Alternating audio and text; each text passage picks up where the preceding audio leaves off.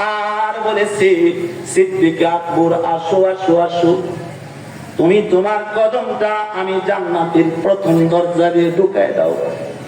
তুমি যদি তোমার কদম আমি জান্নাতের দরজা দিয়ে ঢুকাও, আরশের মালিকের কাছে আমি জান্নাত সমস্ত বাকি সমস্ত জান্নাতের চাইতে দামি হয়ে যাব। যত মেরা তো সব মেরা, ফলক মেরা জমি মেরি। যত মেরা তো সব মেরা, যত মেরা তো সব মেরা, ফলক মেরা জমি মেরি।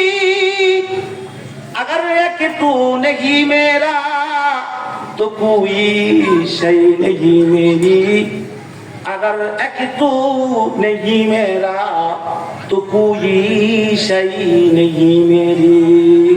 কেউ যদি আল্লাহর হয়ে যায়, সারা দুনিয়াকে আল্লাহ তাআলা তার গোলামি করার জন্য রেডি করে দেয়। আওয়াজ করে কোন সুবহানাল্লাহ, আরো জোরে আওয়াজ করে জোরে বলেন সুবহানাল্লাহ।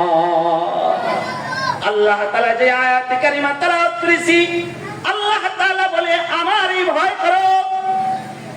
গুনাহগারের দিলে যদি আমার ভয় আসে যায়, ফাসিকের দিলেও যদি আমার ভয় আসে যায়, কাফেরের দিলেও যদি আমি রবের ভয় আসে যায়, তাহলে আমি আল্লাহ তাআলা তার জিন্দেগীর সমস্ত গুনাহগুলা মাফ করে আমি আরশের মালিকে আমার গুনাহগার বান্দাটাকে জাহান্নামের কাতার থেকে টাইনা টাইনা আমি রব আমার রহমতি বরকতি হাত দিয়ে টাইনা টাইনা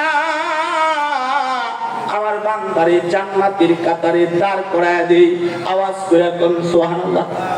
হাকিমুল উম্মত শাহ আশরাফ আলী থানভী রাহমাতুল্লাহি আলাইহি এই আয়াতের ব্যাখ্যা পূজার জন্য একটা ঘটনা আনছেন। এক গ্রামে একজন বড় জালেম ছিল, বড় বাটপার ছিল, বড় নালায়েক ছিল। কিন্তু মৃত্যুর সময় সন্তানদেরকে ডেকে বলে, সন্তানেরা রে, এই আমার সন্তানেরা, আমি তোমাদের বাবা, মনে হয় আমার হায়াতের রশি ফুরায় আছে, হয়তোবা আমি কিছুদিনের ভিতরে মারা যাইতে পারি, তবে আমি বাবার একটা ওসিয়ত শোনো সন্তান। বাবা বলেন বলেন কি এমন ওসিয়ত? লোকটা বলতেছে, সন্তানেরা রে, আমি যদি মরে যাই, আল্লাহ তাআলা মরার পরে আদালতে কিবরিয়ায় দাঁড়াইতে হবে। আলেমের কাছ থেকে শুনেছি, কুল্লু নাফসিন যায়িকাতুল মাউত সুম্মা ইলাইনা তুরজাউন। সকল মানুষ মরণশীল, সবাইকেই মরতে হবে। মৃত্যুর মাধ্যমে রবের আদালতে দাঁড়াতে হবে। আল্লাহ তাআলা মরার পরে যদি আমারে জিজ্ঞাসা করে, এই জালেম, দুনিয়ার জমিনে এত নাফরমানি কেন করেছ? উত্তর দিতে পারবো না। তাহলে সন্তানেরা যেহেতু উত্তর দিতে পারবো না, আল্লাহর আদালতে যেন আমাকে না দাঁড়ানো লাগে।